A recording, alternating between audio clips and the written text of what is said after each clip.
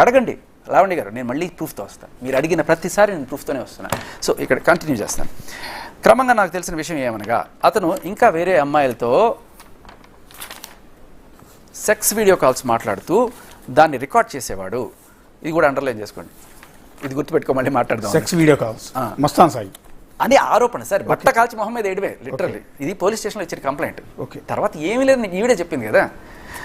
దీంతో నాకు అనుమానం కలిగి మస్తాన్ని దూరం పెట్టాను. కానీ అతను నన్ను క్షమించమని వేడుకొని నీతో ఉంటే అన్నీ మానేస్తాను అని చెప్పి ఒప్పించాడు. అంత దారుణమైన వాడని తెలిసి కూడా ఆవిడ she still move on with Mastan Sai.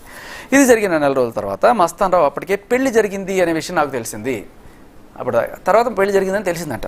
ఇది చాలా చాలా చాలా ఇంపార్టెంట్, ఇది గుర్తుపెట్టుకోవాల్సింది ఏంటంటే, ఈ విషయంపై అతన్ని నిలదీయగా, ఏంటి ఈ విషయంపై అతన్ని నిలదీయగా అంటే, నువ్వు నిలదీసావంటే దాని అర్థం ఏంటి? నీకు పెళ్లి కాలేదని నువ్వు అనుకుంటున్నావు కాబట్టే కదా నిలదీసావు. నీకు పెళ్ళైంది అంటే నీకు పెళ్ళైంది కదా అంటాడు వాడు. నువ్వు నిలదీసే హక్కు లేదు నీకు. పెళ్లి కాలేదని నువ్వు అనుకున్నావు కాబట్టే మస్తాన్ సాయి నిలదీసావు నువ్వు, అంతేనా? అంటే 2023 ఆర్ బిగినింగ్లో జనవరి ఆ టైంకి నువ్వు పెళ్లి కాలేదని నువ్వు ఫీల్ అవుతున్నావు. ఇంకెవ్వరో చెప్పక్కర్లేదు, నువ్వే ఫీల్ అయినట్టు నేను క్లియర్ కట్గా నువ్వు రాసిన సాక్ష్యాలతోనే మాట్లాడుతున్నాను. కాదంటారా అవునంటారు? మీరు చెప్పండి. ఇది మస్తాన్ మీద గుంటూరులో పోలీస్ స్టేషన్లో ఇచ్చిన, గుంటూరు పట్టాభిపురం పోలీస్ స్టేషన్ ఇచ్చిన కంప్లైంట్. ఓకే, మస్తాన్ మీద చేసిన ఆరోపణలు. రైట్. సో మస్తాన్ మీద ఆరోపణలు ఆవిడ చేసింది, అది కేసు ఏమైనా కానీ ఆమె స్వహస్తాలతో రాసిచ్చింది మనకే ఆధారం. ఈ కేసులో క్లియర్ కట్గా ఆమె రాసిచ్చిందని, కాదంటే నేను అన్ని అబద్ధాలు చెప్తాను. అప్పటికి రాజతరంతో కలిసి ఉంటుందండి ఆవిడ.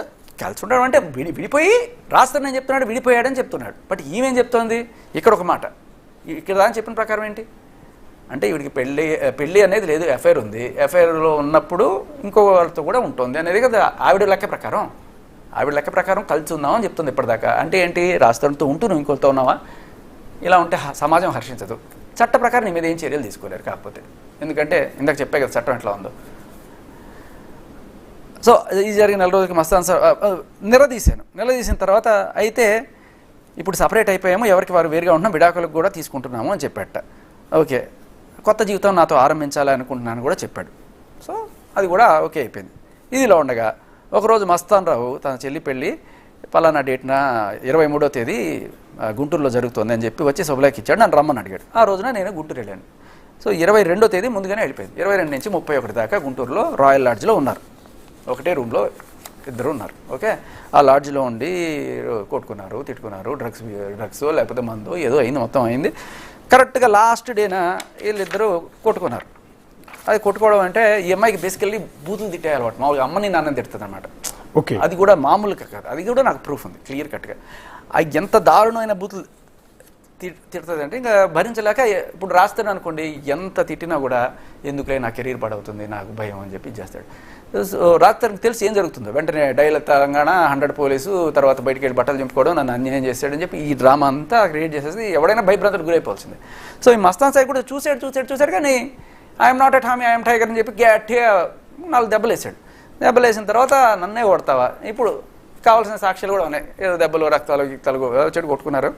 ఆమె కూడా వీడిని కూర్చేసి చేసి అంతా అయింది. తర్వాత వెళ్ళి పోలీస్ కేసు పెట్టింది. ఈ విధంగా ఉండగా 31వ తేదీ పొద్దున్న మస్తాన్ 6 గంటలకి నేను ఉన్న హోటల్కి వచ్చాడు. నాతో బాగా గొడవపడ్డాడు. గొడవపడ్డానికి కారణం ఏంటంటే, ఈవిడ నన్ను పెళ్లి చేసుకోమని అడిగింది. Yes sir. ఓకే, ఈవిడికి పెళ్ళి అయితే పెళ్లి చేసుకోమని ఎలా అడుగుతుంది? ఇది ఇంకో proof that she feels that she is not married. ఆవిడికి నిజంగా పెళ్ళైనట్టు సాక్ష్యం లేవు, దేవుడే సాక్షి, తాళి కట్టాడు, ఇవన్నీ కూడా చల్లవు కదా. But her self shows she is not married. నాతో బాగా గొడవపడ్డాడు. రాయడానికి చెప్పడానికి వీల్లేని బూతులు తిట్టాడు. పాపం ఆవిడికి బూతులు అంటే అస్సలు పడదు పాపం. నా చేతులు, మోకాళ్ళు, కడుపు అన్ని మర్మాంగాలంతా గుద్దేశాడు. ఒళ్ళంతా ఎక్కడ పడితే అక్కడ చేతులతో కొట్టాడు. మెడ పట్టుకుని ఇంకా అంటే ఏ సెక్షన్లు పడతాయో దానికి తగ్గట్టుగా మొత్తం అరాచకం. అంటే ఇంత తగిలితే ఇంత. తర్వాత మానభంగం చేశాడు అని కూడా పెట్టింది. ఓకే, తర్వాత చేశాడు పెట్టారు రేపు. మరి